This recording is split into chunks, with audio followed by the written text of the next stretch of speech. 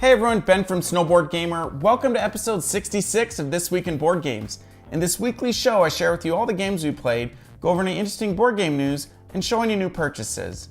I also do a spotlight on one of the games, and this week I'm going to be doing a spotlight on the expansion of my favorite game, Terraforming Mars. Let's get right into the spotlight on Terraforming Mars Prelude. Terraforming Mars Prelude is the latest expansion that came out mid-2018 for Terraforming Mars. This is what it comes with: an instruction booklet that is 2 pages long, and then a stack of cards. There are 7 project cards which get shuffled into the deck, 1 solo card, reach terraforming rating of 63 in 14 generations, or 12 if you're playing with the Prelude cards. It also comes with a new standard project, Buffer Gas. Pay 16 mega credits to raise your terraforming 1 step. So slight tweaks to the solo game. It comes with 6 new corporations. The first one, Terraforming Mars. You start with 44 mega credits and 3 mega credit production. It also has a building tag, and the effect is whenever you play a building tag, you pay 2 mega credits less for it. The next corporation is Point Luna. Start with 38 mega credits and 1 titanium production. It has an Earth and a space tag. Effect: when you play an Earth tag including this, draw a card. The next corporation is Valley Trust. Start with 37 mega credits, and as your first action, draw 3 Prelude cards and play one of them, discard the other 2. Effect: when you play a science tag, pay 2 mega credits less for it. The next corporation is Robinson Industries. You start with 47 mega credits, and it also has an extra action you can take each round to spend 4 mega credits to increase one of your lowest production 1 step. Finally, there is the Vidor Corporation. You start with 45 mega credits. As your first action, fund an award for free, and it has an effect: when you play a card with a non-negative victory point icon, including this, gain 3 mega credits, and it has an Earth tag. So those are the 5 new corporations that it comes with. The rest of the cards are all Prelude cards, a whole bunch of them here. At the beginning of the game, you get dealt your 2 standard corporations, just like in regular Terraforming Mars, and then you get dealt 4 of these Prelude cards. Between these 4 Prelude cards, you choose 2 of them to keep after you've been dealt your initial 10 cards. So you'll have your regular corporation that you choose along with 2 Prelude cards, and you can mix and match them and pair them up to try and get your engine started a little bit faster. And I'll give you a few examples of these Prelude cards here. For example, Biofuels increases your plant production and your energy production by 1, and you also start with 2 plants. Power Generation increases your energy production 3 steps. Metals Company increases your mega credit production, steel production, and titanium production 1 step each. Society Support decreases your mega credit production by 1 step, but increases your plant production, energy production, and heat production 1 step. Allied Bank increases your mega credit production 4 steps, and you gain 3 mega credits. Donation is straight up 21 extra mega credits to start the game. And then some of these affect the global parameters. For example, Great Aquifer lets you place 2 ocean tiles to start the game. Self-Sufficient Settlement lets you place a city tile and increase your mega credit production 2 steps. So that kind of gives you an idea of what these Prelude cards do. They basically help your engine get started a little bit sooner. So what are my thoughts about Terraforming Mars Prelude? I loved it.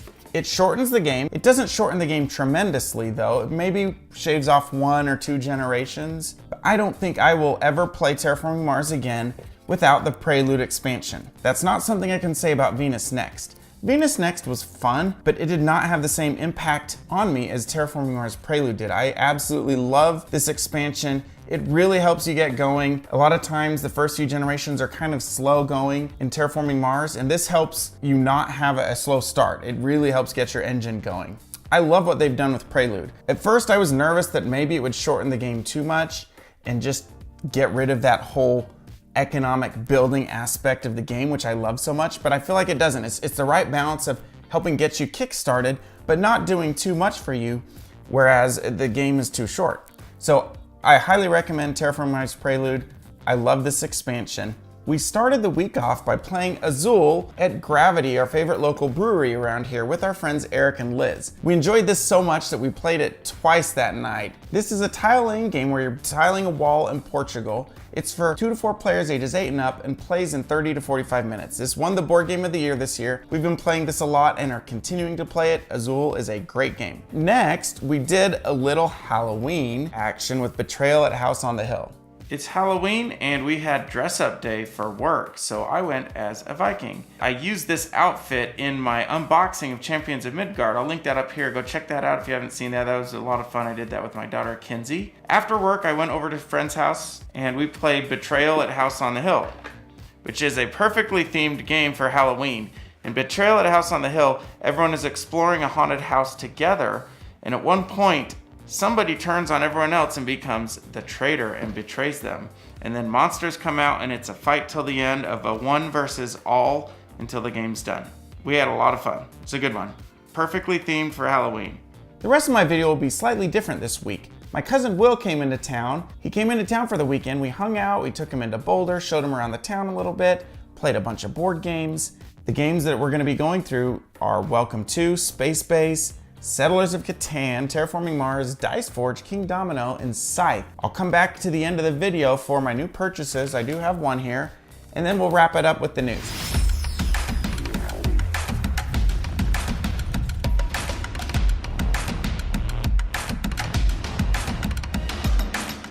My cousin Will's in town for the weekend. Hey. I picked him up from the airport yesterday and took him to the Wizard's Chest and then the Board Game Republic. What'd you think? We had a lot of fun. Both of them. The Wizard's Chest was really cool. Lots of neat stuff there. And then Board Game Republic was lots of fun. Yeah, we played Welcome to, Terraforming Mars, and then Space Base. It was a fun night. And we are going to head into Boulder now and show Will a little bit of Boulder. We're heading into Boulder now, and we stopped at this really pretty lookout spot. Check out the view behind me.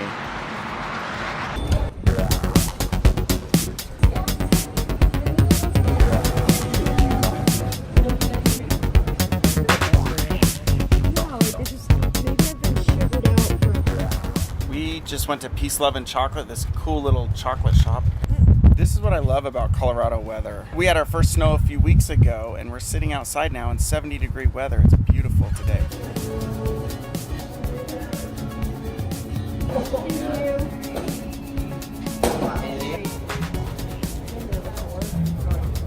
The street performers are out in full force today.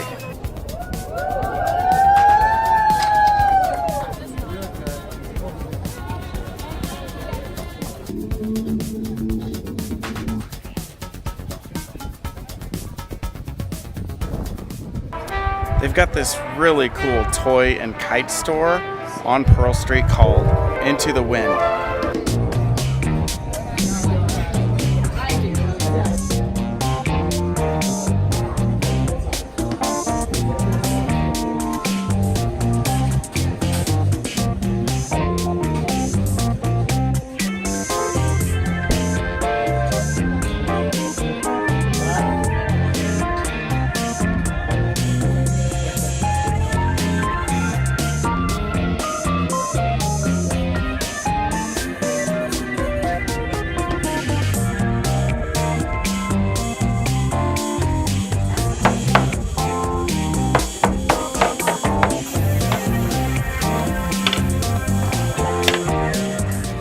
I think we should replace all the marbles in Potion Explosion with these really pretty, like, shiny iridescent ones.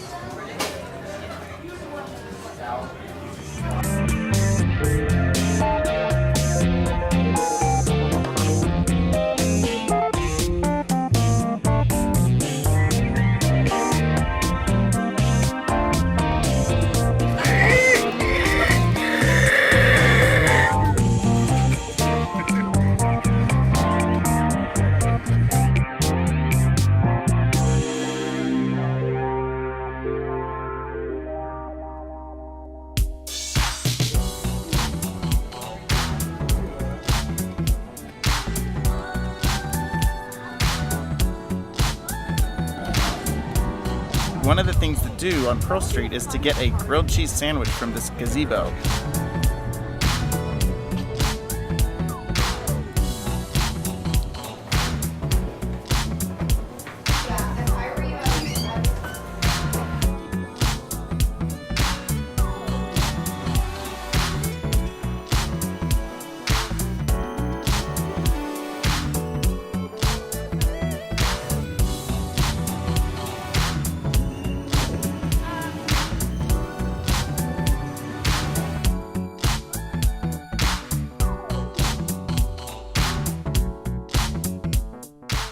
We are determined to beat Will at Space Base.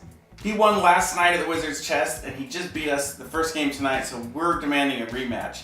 Cool thing about this game is that last game, we were all within one turn of all winning. It was that close. That's what's cool about Space Base. What do you think about it? First time playing it this weekend?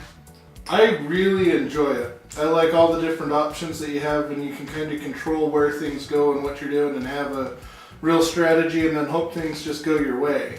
Ooh. The plot thickens. 12. Double sixes. I get 9 coins. Oh my Which gosh. puts me at 30. Crud. Oh no. And so with 30, Oh no. You can buy. I can buy 10-point card here. Put on this guy.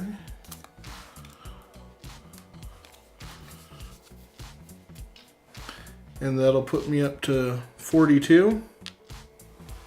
Plus, I'm starting player, so none of us get another turn. And that's the end of the game, but it worked out really well. I'd had the ×2 to activate on an 8 and give me that. And then the second time, I could activate the 12 twice, which would give me 8 points.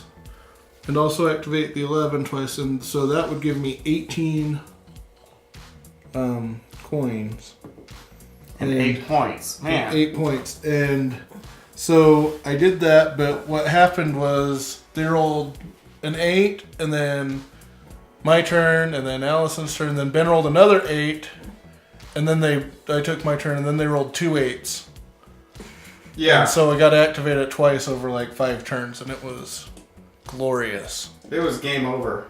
Yeah. Next game up is Dice Forge. This is our second time. What do you think so far, Will? I really like it. I like just the tactical feel of just playing with these and switching the faces out are fun, but it's also interesting to do the probabilities in your head of what's coming up, and the options of buying the different cards and powers are neat. We just finished 2-player, and it was a super tight game. A lot tighter than 3 or 4 players, but it played very well at 2-player. It was 5 points, 122 to 117 in the end. We're finishing the night up with Giant King Domino. Check out how big these things are. This is basically dominoes with these terrain pieces that you're trying to put in a 5x5 grid. And the more similar colored regions you get together, combined with the number of crowns in that region, is how you score. One cool thing about 2-player is that you can potentially get 2 turns in a row because you each have 2 kings that you're putting on the dominoes as you pick them in order. Also, if you play 7x7 2-player, it's a really good game. We're just doing 5x5 tonight because it's late, but I really like the 7x7.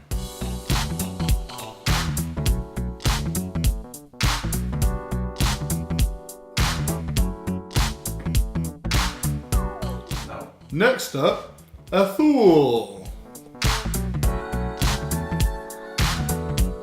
Next up is Scythe. We're playing it with Will, Travis, and Evan. And we're trying to figure out how to stop Travis because he is on the verge of ending the game. So, I'm going to pay 1 to bolster, just up 3. Not too big a deal. Okay. Then 1 popularity I gain, which gets me on a popularity star. Oh, that's his 5th star. And then 1 wood and a combat card Is that your last building? to build my final building.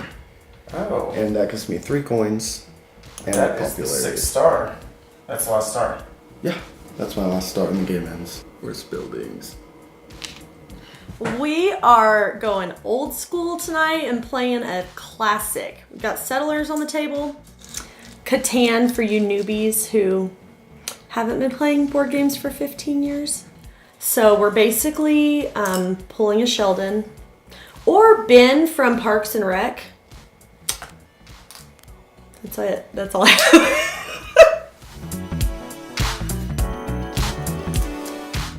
I just dropped Will off at the airport. We had such a good time this weekend.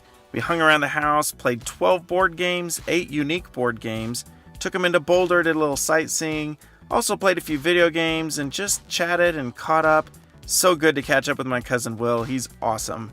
Hope you enjoyed that. We had a ton of fun with my cousin Will in town. Let's get to the news next. I have one piece of news that I found this week. Imhotep is coming out with an expansion called A New Dynasty, and I'm really excited. It adds some additional ways to make the game even more replayable than it already is. One last thing for my new purchase, it is a set of dice that came with my game topper. They're these multicolored dice that are kind of brown and grayish at the same time, which is pretty cool. It's got a D4, a D6, all the way up to a D20. So that's it. I didn't really buy anything this week. I just got something that I bought months ago that finally came in the mail. That's it for this week in board games. Thanks for watching, everyone. I really appreciate it. I enjoy chatting with each and every one of you about board games. Hopefully this gives you an idea of some games that you can play with your friends and family. What games are you playing? Leave them in the comments below. I'd love to hear about that. And we'll see you next week. Bye.